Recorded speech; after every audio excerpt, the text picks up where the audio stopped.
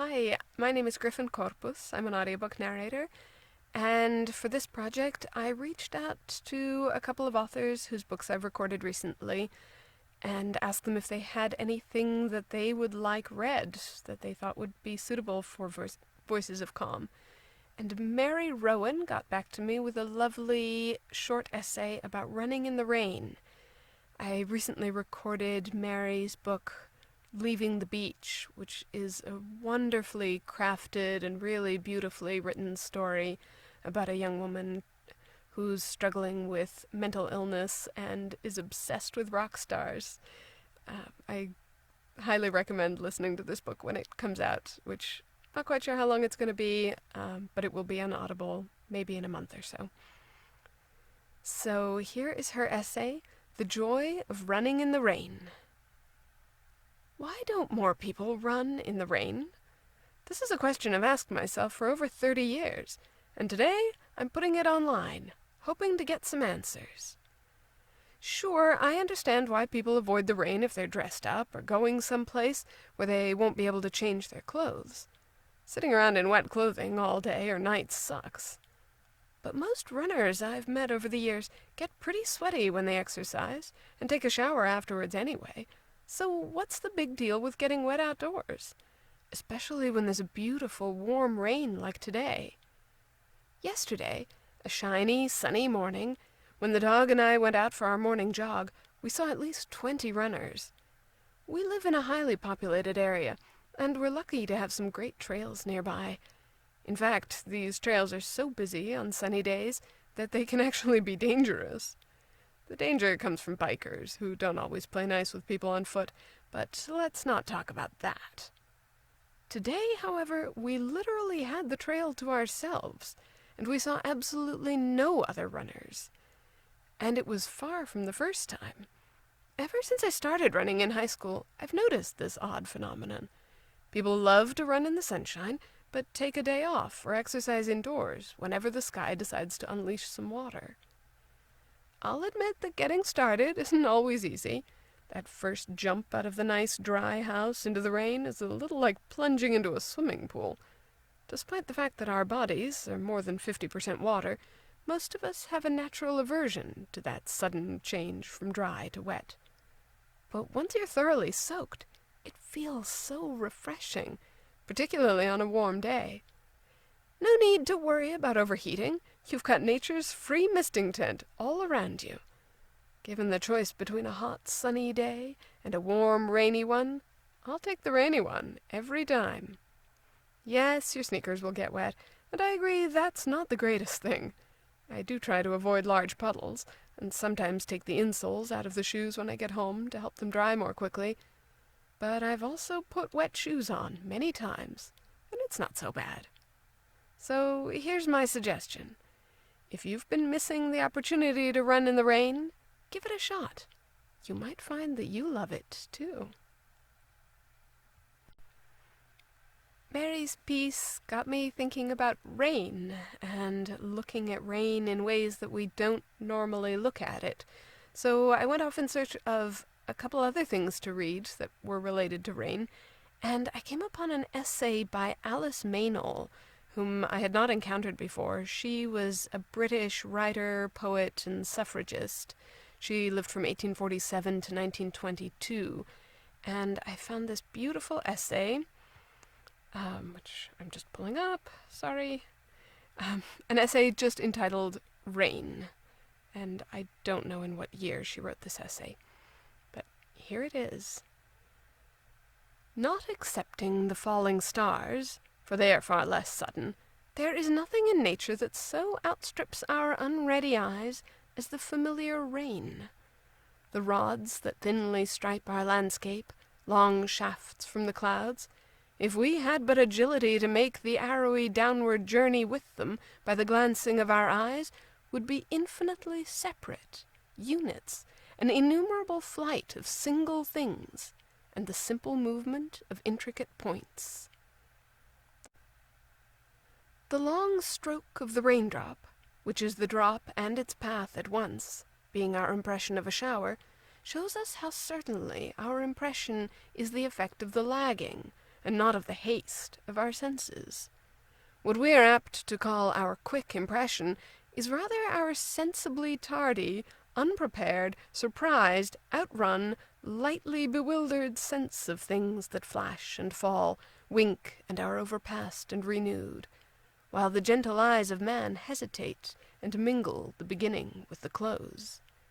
These inexpert eyes, delicately baffled, detain for an instant the image that puzzles them, and so dally with the bright progress of a meteor, and part slowly from the slender course of the already fallen raindrop, whose moments are not theirs.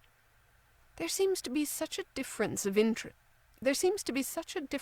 instance as invests all swift movement with mystery in man's eyes, and causes the past, a moment old, to be written, vanishing upon the skies.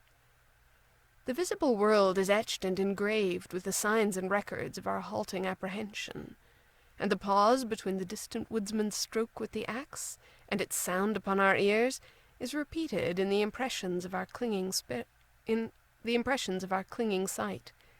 The round wheel dazzles it, and the stroke of the bird's wing shakes it off like a captivity evaded.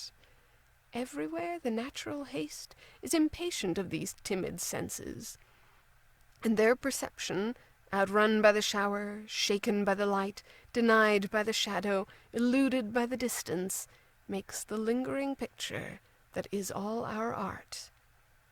One of the most constant causes of all the mystery and beauty of that art is surely not that we see by flashes, but that nature flashes on our meditative eyes. There's no need for the impressionist to make haste, nor would haste avail him, for mobile nature doubles upon him and plays with his delays the exquisite game of visibility. Momently visible in a shower, invisible within the earth, the ministration of water is so manifest in the coming rain-cloud that the husbandman is allowed to see the rain of his own land, yet unclaimed in the arms of the rainy wind. It is an eager lean that he binds the shower withal, and the grasp of his anxiety is on the coming cloud. His sense of property takes aim and reckons distance and speed, and even as he shoots a little ahead of the equally uncertain ground game, he knows approximately how to hit the cloud of his possession.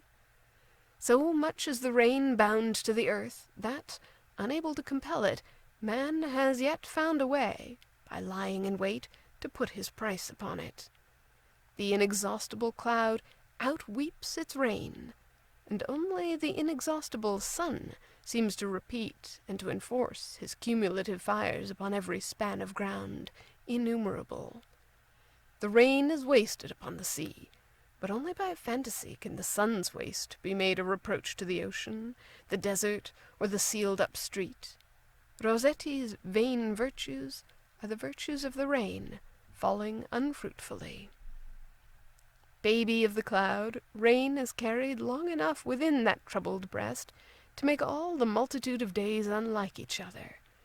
Rain, as the end of the cloud, divides light and withholds it, in its flight warning away the sun, and in its final fall dismissing shadow. It is a threat and a reconciliation. It removes mountains compared with which the Alps are hillocks, and makes a childlike peace between opposed heights and battlements of heaven. And finally, I have a poem about rain by Fannie Isabelle Sherrick, who was a 19th century American poet. It's called Summer Rain. Oh, what is so pure as the glad summer rain that falls on the grass where the sunlight has lain? And what is so fair as the flowers that lie all bathed in the tears of the soft summer sky? The blue of the heavens is dimmed by the rain that wears away sorrow and washes out pain. But we know that the flowers we cherish would die were it not for the tears of the cloud-laden sky. The rose is the sweeter when kissed by the rain, and hearts are the dearer where sorrow has lain. The sky is the fairer that rain clouds have swept, and no eyes are so bright as the eyes that have wept. Oh, they're so happy These flowers that die, they laugh in the sunshine, oh, why cannot I? They droop in the shadow, they smile in the sun, yet they die in the winter when summer is done. The lily is lovely and fragrant her breath, but the beauty she wears is the emblem of death. The rain is so fair as it falls on the flowers, but the clouds are the shadows of sunnier hours. Why laugh in the sunshine? Why smile in the rain? The world is a shadow and life is a pain. Why live in the summer? Why dream in the sun, to die in the winter when summer is done? Oh, there is the truth that each life underlies, that baffles the poets and sages so wise. Ah, there is the bitter that lies in the sweet, as we gather the roses that bloom at our feet.